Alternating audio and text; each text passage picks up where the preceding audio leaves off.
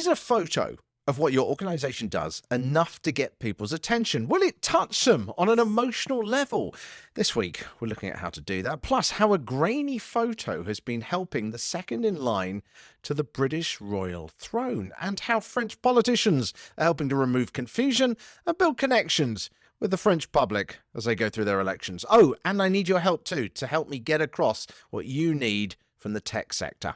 I'm Richard Midson, and for the past 25 years, I've been involved in the communications world. It's included being a duty radio news editor for one of the UK's biggest news organisations, the presenter of the Drive Time show on London's only all-news radio station, and made a niche YouTube channel which gained 1.6 million views, and was a public relations officer for the leader of the third largest group in the European Parliament.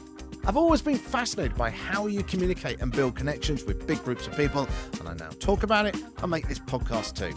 The Public Relations Podcast is all about communication and punching way above your weight as an organisation in modern PR. Welcome to the Public Relations Podcast and newsletter for another week. So much happening at the moment. If you know anyone, by the way, who would benefit from following the Public Relations Podcast and newsletter, then feel free to share the link. It is thepublicrelations.com/subscribe, thepublicrelationspodcast.com/subscribe, or you see the big orange button at the top of the website when you get on there. And also, if you are going to be in one of these locations, do let me know. I'm going to be traveling around a bit, and it would be lovely to meet up with you. Athens, I'm going to be in Greece, 27th of June to the 1st of July. Sardinia in Italy, near Olbia. That's in the north of the island, 18th to the 23rd of July. Melbourne, Australia from late September. And I'm going to be in Denver, Colorado from mid-November. That's enough of an intro. Let's get on to the stuff that really matters, shall we? Now, I got an email this week referring to me as a thought leader. What had I done to deserve that? Had I said I am a thought leader? No. You can't see me writing that anywhere on my social media or anything. Someone else had applied that label to me. And how did I create that emotional connection that made that impression in their very psyche as to how they viewed me about this? Because 3 days earlier, I'd been on stage. I put those pictures on social media of me standing on that big stage in Porto delivering a speech. And that sent a powerful message.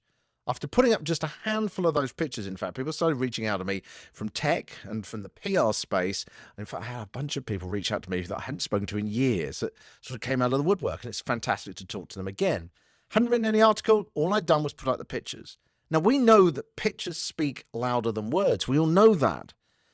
But how often do we just start taking photos and we don't really think about the actual content within it? We just kind of go, okay, I need to take some photos of what our organization does or the person we're representing does.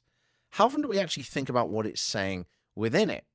I mean, if you think about the pictures I shared from that event, it didn't show me in a raincoat on a wet British summer day with captions saying, I know things.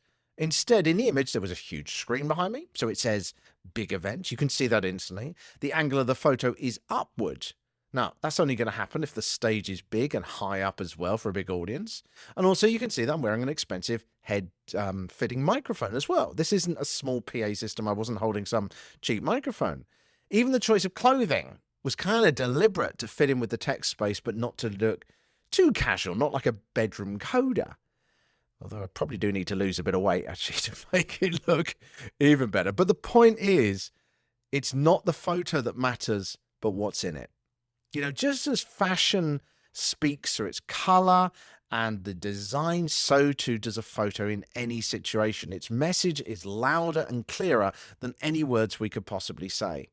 Now, I talk about Trini, the fashion influencer, a lot, who we were also talking about a few weeks ago. You know, where does she film her stuff? Where does she take photos? Does she take it when she was walking outside some fast food chain, some rough area? No.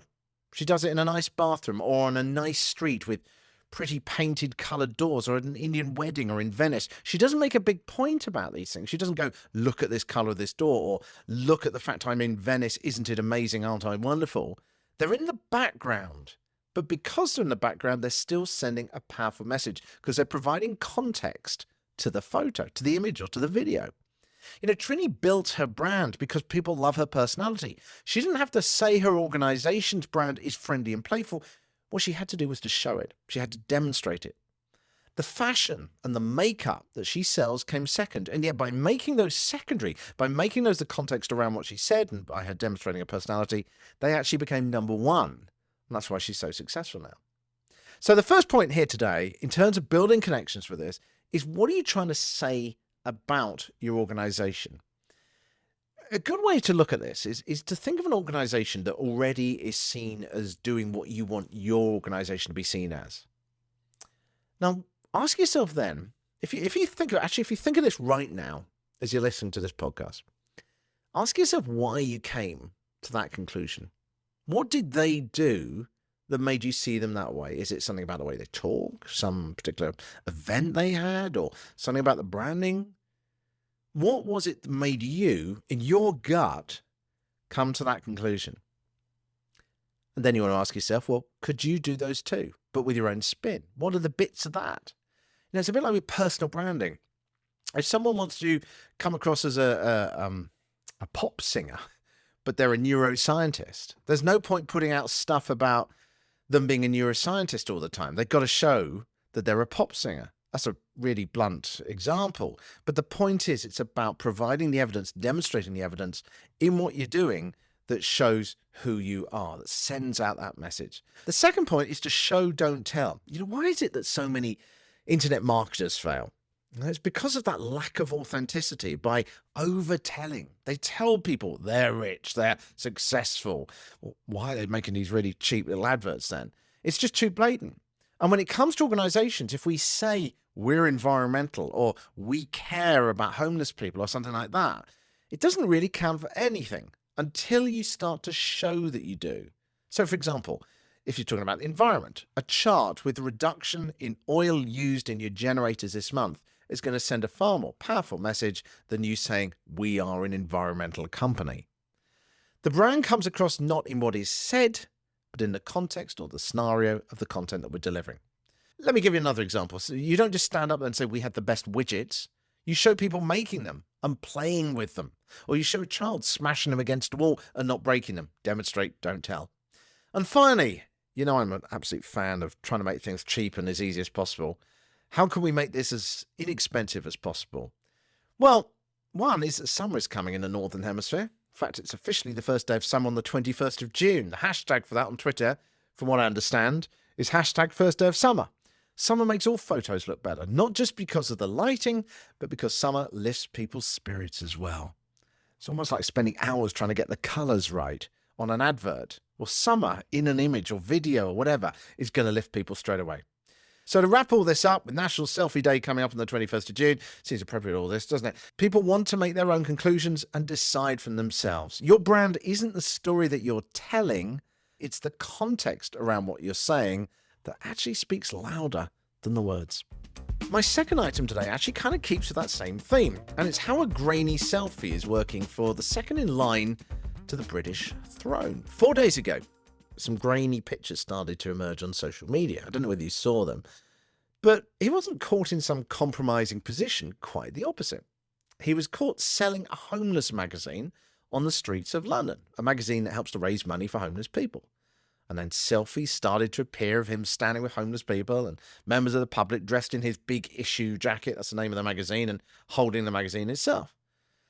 So when it comes to this principle, it's just talking about demonstrate, don't tell, it's a pretty good example of good PR from the Royal Press Office here. If we think again about what the pictures say, here is a man who is a royal person who goes around with dignitaries and the top people in society, but here he is talking to ordinary people on the street, and he's happy to chat and take selfies with people who aren't royalty. That's sending a strong message to these man of the people as well. There's no apparent security detail. I'm sure the security people were standing just off camera. The impression is that he trusts the normal people. He trusts us. He was, in quotes, undercover, if you like, as well. And he wanted to meet real people. I don't know whether you remember when Princess Diana supposedly went to nightclubs with Sarah Ferguson, forgotten her name, many years ago. And it was sort of seen as her being a person of the people. She wanted to go out clubbing. And for Prince William, he didn't have to deliver a speech to say, I support homeless people. Just those simple images that people shared of selfies with him on social media said it all. It's no surprise those images got shared. They're far more likely to go further on TikTok than a formal portrait. He looked like a man of the people. So in this particular case, the public become the media, just like when celebrities sign autographs or that PR stunt of an apparent submarine breaking through a pavement a few years ago. People are going to share it on their social media and it's going to explode. How could we copy that? How could we copy that as PRs? Well, firstly, for this kind of virality, it's obviously got to be someone famous or someone doing something truly special, like saving a cat or giving their coat to a homeless person. But that caught in the action feel is what sells the image. It's catching someone not motivated by the publicity, but the fact that they're doing it anyway, and it was caught in the action. It's exceptionally cheap to do this kind of thing as well, if you think about it. In fact, poor quality photos are almost better. There's a reason why the paparazzi take photos with a long lens, even when they've been told by the celebrity where they're going to be and at what time, because it looks like it's caught in the moment. Right, my third and last story today is about the French elections. One of the things I learned from politics myself when I was working in it is the power of a couple of words. It's interesting to see this happening in the French parliamentary elections this week. If you're not familiar with French politics, you've got a centre party, which is affiliated with President Emmanuel Macron, but then you've also got this new left-wing coalition, and that's made up of people from communists to Greens to anti-capitalist groups. There's a few groups involved in it. Now, the problem with any organisation like this, where it's made up of a lot of different ideas, is you get this broad church problem, because what happens is that it becomes really hard to define what they're actually about. So what they've done is they've called themselves, to translate into English, the New Popular Ecology and Social Union. So what does that say? Well, number one, if you care about environment, vote for us. And number two, if you care about society, about social, vote for us too. They're giving people the hooks. And when it comes to elections, politics is so complex, as I know from my years in it, is that people want to latch onto a feeling of what someone represents. And by doing this, by literally labeling their party by what they're about, that makes it a lot easier. I suspect their advisors are doing what I would say, and that's stick to these core messages now throughout the campaign. And if you're asked about anything else, you keep bringing it back to those two things: ecology, environment, and social, caring for people. Right, two more things in this week's episode. Firstly, one of the things that often comes up in my discussions with people is the challenges of having to deal with lots of tech tools in PR. Either they don't quite do what we want, or you end up using something like LastPass or a password manager to deal with all these hundreds of different logins that you have to create. So when I was talking to the WordPress community recently, I really tried to make this point of asking for easier to use tools that integrate more. Now, these coders who are building this stuff can build almost anything. So the more we can make it clear what we need, the more they're going to do that. One of the ideas that came up actually in a discussion with a tech journalist was the idea that companies could start packaging tools much more together. There's a growing number of systems that do this. For example, I met at the WordPress event in Portugal a company called Thrive. And I was chatting with their top people there at the party before the main speaking event. And they've built this system which should integrate a lot of different platforms. It's a bit like Zapier, if you've heard of that before. It kind of automates different things that they work together, like Dropbox and email. But it's designed to be a lot more comprehensive. So in theory, if you write a platform, and I'm not going to get all technical here, but if you write a platform, you can send just one set of instructions to this system that they're building, and it will talk to all the other platforms for you. So it should make it more possible to integrate your CRM or your marketing plan or whatever it is you're doing, your adverts platform, all into one place. And that's going to make life a lot easier for everyone. Anyway, it's something I'm going to keep pushing for when I'm doing these talks and appearances in the tech world. And if you have any views on what you'd like from the tech world, then do let me know. Okay, dates for your diary, two quick ones for you. 2nd of July is the day the Roswell UFO crash landed in New Mexico, or did it? World UFO Day excites UFO enthusiasts as well as cookie makers, if you didn't know. For UFO fans, it is, of course, a day to be pushing the idea of the undeniable proof of the existence of aliens. But for Maryland cookies, I don't know if you were around or remember when they did this, but they crashed UFOs, or as they called them, undeniably fudgy objects, around the world in public spots. These huge cookies formed a really good stunt that actually picked up some awards and a lot of recognition at the time. And they were made to look like flying saucers that crash landed in public places. The point is, World UFO Day doesn't need to be about aliens. There are all sorts of ways of jumping on that. On the 2nd of July, it is hashtag World UFO Day. And the 4th of July, it's Independence Day, of course, which presents a lot of opportunities. But it's not just about showing a patriotic brand. Think about what people are thinking. How are they connecting with the day? How do they feel? Are they thinking about their family? Are they thinking about things which they buy because it helps them identify with the day? Flags, beer, food. There's going to be a lot of food being eaten. What are the food choices that people are going to make on that day? They don't come into a day like this cold. They've been thinking about it. They have expectations. So what can your marketing or your social media do, or your connection marketing do that helps to fit with that mindset? I remember seeing one called Sizzling Savings.